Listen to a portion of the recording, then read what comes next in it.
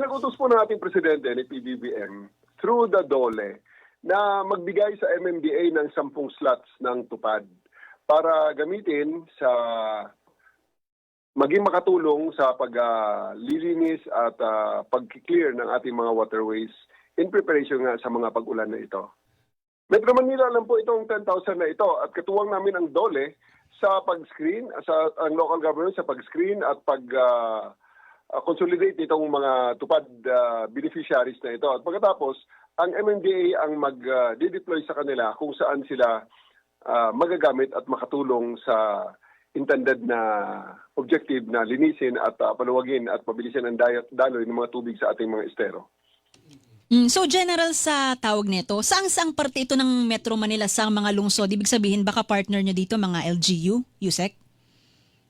Opo, buong Metro Manila po. 16 cities and 1 municipality. Marami na pong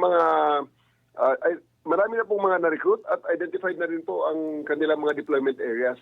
At meron na nga pong next week 500 na mauuna dahil ang simultaneous launch talaga nito is July 17. Pero this next week may mauuna ng 500 kasi may mga kailangan na talagang linisin ng mga estero.